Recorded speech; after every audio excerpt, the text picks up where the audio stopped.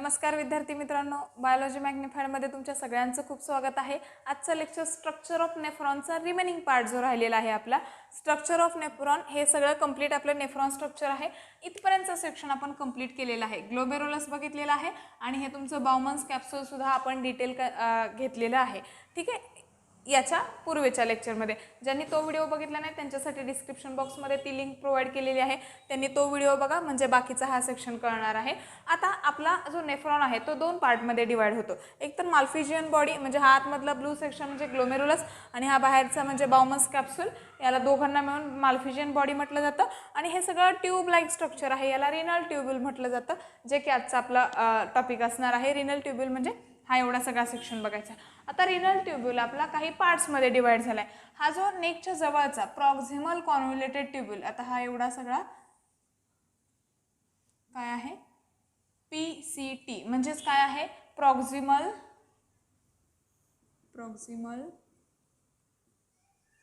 कॉन्व्होल्युटेड tubule. ठीक आहे, कॉन्व्होल्युशन्स म्हणजे काय, कॉन्व्होल्जन्स म्हणजे कॉन्व्होल्युशन्स म्हणजे एकदम कॉइलिंग प्रॉक्सिमल जवळचा। त्याच्यानंतर ओके आपण हे बघूयात पहिला proximal convoluted tubule coiling structure आहे जवळचं। त्याच्यानंतर हा जो यू शेप एवढा सगळा स्ट्रक्चर दिसतो याला म्हटलं जातं लूप ऑफ हेनले किंवा हेनलेज लूप म्हटलं जातं। लूप ऑफ हेनले हे यू स्ट्रक्चर आहे, यू शेप, याच्यामध्ये डिसेंडिंग लिंब असेंडिंग लिंब आहे। त्याच्यानंतर अगेन आपलं इथं कॉइल लाईक स्ट्रक्चर आहे, हा एवढा सेक्शन, याला म्हटलं जातं DCT म्हणजे काय डिस्टल कॉन्व्होल्युटेड ट्यूब्यूल, डिस्टल एंड याच्यापासून थोडंसं लांबच्या साईडला आहे। नंतर येते आपली ही जी स्ट्रेट अशी ट्यूब लाईक स्ट्रक्चर आहे, दॅट इज कलेक्टिंग डक्ट किंवा कलेक्टिंग ट्यूब्यूल। हे छोटे असे ट्यूब्यूल्स आहेत, हे कनेक्ट होऊन काय होतं कलेक्टिंग किंवा सगळे हे कलेक्टिंग डक्टमध्ये ओपन होतात आणि तिथे ते युरिन कलेक्ट करतात। हे आपल्याला युरिन फॉर्मेशनमध्ये पुढे बघायचं आहे। जस्ट आताच्या लेक्चरला आपल्याला स्ट्रक्चर बघायचं आहे। मग पहिला पार्ट आपला रिनल ट्यूब्यूलचा आहे PCT, that is proximal convoluted tubule. Highly coiled structure आहे आणि याचे जे सेल्स आहेत किंवा याचे जे सेल वॉल आहे या कशाच्या बनले क्युबॉइडल सेल्सच्या। त्याच्याबरोबर यांना ब्रश बॉर्डर आहे। ब्रश बॉर्डर म्हणजे हे असं स्ट्रक्चर, यांचं काय आहे ब्रश बॉर्डर आहे, याला आपण मायक्रोविलाय असं म्हणतो। तर डिटेल याचं ॲब्झॉर्प्शन मध्ये सगळ्या बघायच्यात गोष्टी की हे कशासाठी हेल्प करतं वगैरे। जस्ट आता तुम्ही काय लक्षात घेता, इथं स्ट्रक्चर लक्षात घेताय, मी एवढंच दाखवते। तर हे काय आहेत मायक्रोविलाय आहेत, ब्रश लाईक बॉर्डर आहे आणि क्युबॉइडल सेल्सचं हे बनलेलं आहे। ठीक आहे, याच्यामध्ये पेरीट्युब्युलर कॅपिलरीज असतात। आता हे पेरीट्युब्युलर कॅपिलरीज हा काय प्रकार आहे, तर पेरीट्युब्युलर कॅपिलरीज म्हणजे ब्लड व्हेसल्स छोट्या आणि पेरी म्हणजे पेरिफेरल, कुणाला पेरिफेरल ट्युब्युलरला, म्हणजे हे ट्युब्युल्स आहे ना याच्या पेरिफेरल। म्हणजे आता बघा मी एकच दाखवते, हे तुमचं माहिती आहे अफेरंट आर्टेरियल, ग्लोमेरुलस नंतर एंड काय होतं हे इफेरंट आर्टेरियल। आता मी हे असं पूर्ण अशी व्हेसल न दाखवता फक्त ना एक लाईन दाखवणार आहे, एक जस्ट लाईन दाखवणार आहे, कारण मग ते दोन ट्यूब मिक्स झाल्याने कन्फ्युजन होऊ शकतं।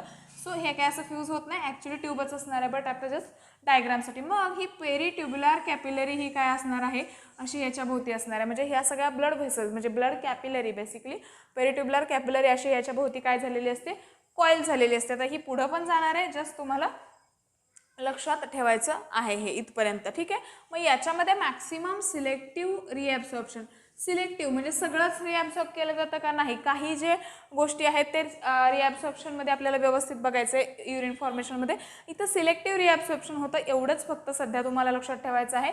आता इथं हायली कॉइल स्ट्रक्चर असल्यामुळं, कॉन्व्होल्युशन्स असल्यामुळं काय होणार आहे सांगा, ॲक्च्युली इथून समजा इथं पण स्ट्रेट जर पाईप टाकली तर इथं जाणारा ह्या फिल्ट्रेटला, इथून समजा फिल्ट्रेट आलं आणि इथं जायला हा जो टाईम आहे तोच कॉईल होऊन असं फिरून जायला काय होणार आहे, वेळ लागणार आहे। सो या कॉन्व्होल्जन्समुळं म्हणजेच या कशामुळं, या कॉइलिंगमुळं, हायली कॉइल्ड स्ट्रक्चरमुळं इथलं जे फिल्ट्रेट आहे याच्यामधून जे फिल्ट्रेट जाणार आहे ते लॉंग ड्युरेशनसाठी याच्यामध्ये राहतं, काय होतं जास्त वेळासाठी याच्यामध्ये राहतं आणि जास्त एरिया ते कव्हर करतं। सो मॅक्सिमम काय होतं याच्यामध्ये रिॲब्सॉर्प्शन एन्श्योर केलं जातं, कशामुळं या कॉइलिंगमुळं मॅक्सिमम रिॲब्सॉर्प्शन इथं एन्श्योर केलं जातं। इथपर्यंत हा सेक्शन झाला। त्याच्यानंतर हा यू शेप स्टार्ट होतो एरियात, तो याला म्हटलं जातं हेनलेज लूप किंवा loop of Henle. U shape आहे, याच्यामध्ये असेंडिंग लिंब आणि डिसेंडिंग म्हणजे हा असा खाली जाणारा लिंब आहे, असेंडिंग म्हणजे वरती जाणारा लिंब आहे। ठीक आहे, हा जो डिसेंडिंग लिंब आहे, खाली जाणारा जो लिंब आहे तो थिन वॉल बघा इथं असं थिक दिसतोय, याची वॉल म्हणजे आता बेसिकली आपण असं दाखवलंय, बट हा जरा जाड दिसतोय तुम्हाला, तर हा काय आहे थिक वॉल्ड आहे. आणि हा जो आहे डिसेंडिंग तो कसा आहे थिन वॉल्ड आहे. आणि थिन वॉल्ड आहे प्लस तो कशापासून बनला आहे, सिंपल स्क्वॅमस इपिथेलियम पासून बनलेला आहे हा फक्त डिसेंडिंग. आणि महत्त्वाची गोष्ट इथं वॉटर रिॲब्झॉर्ब केलं जातं. वॉटर रिॲब्झॉर्ब कसं केलं जाणार आहे, ही तुमची वासारेक्टा आहे. आता वासारेक्टा आपण नंतर बघूया. जस्ट इथं लक्षात ठेवा की हे परमिएबल टू वॉटर आहे, म्हणजे इथं वॉटर रिॲब्झॉर्ब केलं जातं डिसेंडिंग लिम्बमध्ये. पण आता जो असेंडिंग लिंब आहे तो कसा आहे थिक वॉल्ड आहे आणि हा इम्परमिएबल टू वॉटर आहे. हा काय झाला तुमचा डिसेंडिंग लिंब झाला.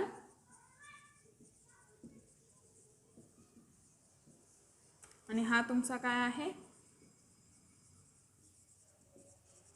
असेंडिंग लिंब आहे. ठीक आहे, हा असेंडिंग लिंब थिक वॉल्ड आहे आणि वॉटरसाठी परमिएबल नाही, म्हणजे त्याच्यामधून पाणी आतमध्ये येणार नाही. सिंपल स्क्वॅमस इपिथेलियमचा हा याच्यामध्ये हा आहे डिसेंडिंग लिंब सिंपल स्क्वॅमस इपिथेलियमचा बनलाय. हा सिंपल क्युबॉइडल इपिथेलियमचा बनलाय. कशाचा, सिंपल क्युबॉइडल आणि सिंपल स्क्वॅमस. ही गोष्ट लक्षात घ्या की एकाच ट्यूबचे हे पार्ट आहेत, स्टील यांचं कंपोजिशन कन्स्ट्रक्शन डिफरंट आहे. सिंपल स्क्वॅमस इपिथेलियम, डिसेंडिंग लिंब आणि वरती जाताना क्युबॉइडल क्यूब लाईक सेल्स, हे सगळं 11th टिश्यूमध्ये झालेलं आहे.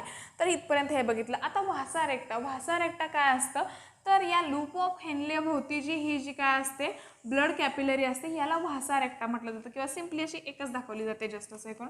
एक असते मेजर, एक मोठी थोडीशी कॅपिलरी असते, हिला व्हासारेक्टा म्हटलं जातं. आणि काउंटर करंट सिस्टीम असते ना ती ऑपरेट करते, जे की ऑस्मो रेग्युलेशनसाठी लागते. डिटेल काउंटर करंट सिस्टीम तुम्हाला इम्पॉर्टंट नाही, जस्ट लक्षात ठेवा की हे ऑस्मो रेग्युलेशनसाठी लागतं. तर ऑस्मो रेग्युलेशन म्हणजे काय, ऑस्मो रेग्युलेशन म्हणजे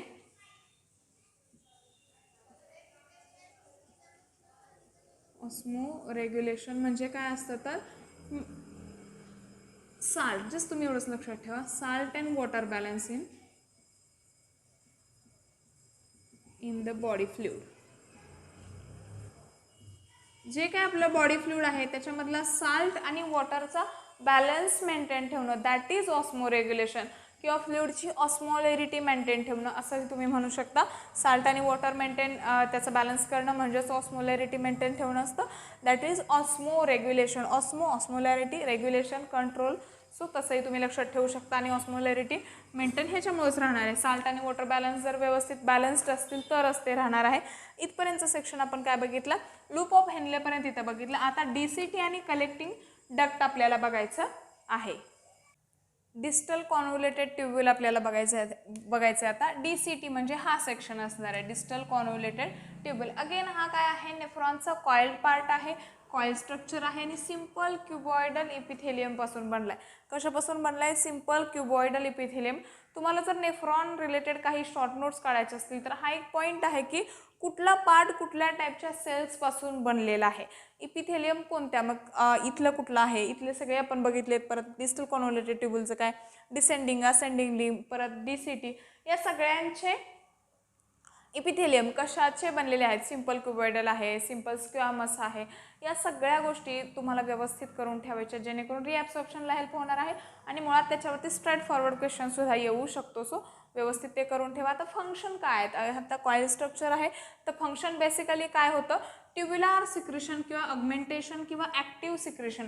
आता हे सिक्रेशन करतं म्हणजे काय करतं, तर हे आता याच्या भोवती काय आलेत सांगा, अशा कॅपिलरीज आहेत. तर या कॅपिलरीजमधून काय करतं, टॉक्झिन्स असतील किंवा बेसिकली वेस्ट मटेरियल हे काय करतं, ॲब्झॉर्ब करतं.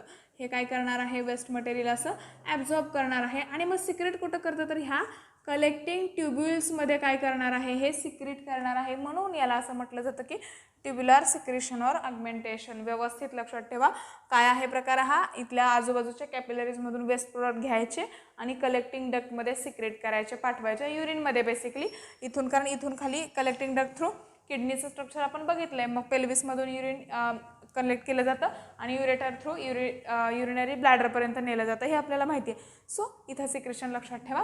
मग इथं वॉटर रिॲब्सॉर्प्शन केलं जातं. त्याचबरोबर जो बॉडी फ्लुइड जे आहेत आपले, त्यांचा जो pH आहे तो सुद्धा रेग्युलेट केला जातो कुणाकडून, ह्या डिस्टल कॉन्व्होल्युटेड ट्यूब्यूलकडून. त्याच्यानंतर लास्ट पार्ट येतो आपला हा स्ट्रेटवाला, हा एवढा सेक्शन. हा स्ट्रेटवाला पार्ट हा डिस्टल कॉन्व्होल्युटेड ट्युब्युलचा सेक्शन आहे, बट हा स्ट्रेट शॉर्ट असा सेक्शन आहे ज्याच्यामध्ये कलेक्टिंग ट्युब्युल्स असे काय होत असतात, ओपन होत असतात आणि हे कलेक्टिंग ट्युब्युल फायनली कलेक्टिंग डक्टमध्ये जॉईन होतात आणि बेसिकली इथं काय होत असतं तर वॉटर रिअब्सॉर्प्शन होतं. इथं काय होतं, वॉटर रिअब्सॉर्प्शन होतं आणि प्रोटॉन सिक्रेट केले जातात. प्रोटॉन सिक्रेशन आणि वॉटर रिअब्सॉर्प्शन लक्षात ठेवायचं. कलेक्टिंग डक्टमध्ये हे ओपन होणार आहे आणि कलेक्टिंग डक्टचं आपण सगळं व्यवस्थित बघितले. कलेक्टिंग डक्ट पेल्विसमध्ये मर्ज होतात म्हणजे कलेक्ट होतात आणि मयुरेटर. ठीक आहे, हे आपल्याला माहिती आहे. तर इथपर्यंतचा सगळा सेक्शन नेफ्रॉनवरचा झाला. नेक्स्ट लेक्चरला आपण नेफ्रॉनवरचे जे काही क्वेश्चन्स आले होते प्रिव्हियस इयर एक्झाम्समध्ये ते आपण कव्हर करूयात. आय होप तुम्हाला माझे लेक्चर समजत असतील किंवा हा पार्ट तुम्हाला समजला असेल आजचा सुद्धा. जर समजला असेल, माझे व्हिडिओज तुम्हाला आवडत असतील तर आपल्या व्हिडिओजला लाईक करा, त्याचबरोबर चॅनलला सबस्क्राईब करा आणि बेल आयकॉन प्रेस करा जेणेकरून नवीन व्हिडिओचे नोटिफिकेशन तुम्हाला सगळ्यात पहिल्यांदा मिळेल. परत असंच भेटूयात नवीन एका पॉईंटवरती. थँक्यू.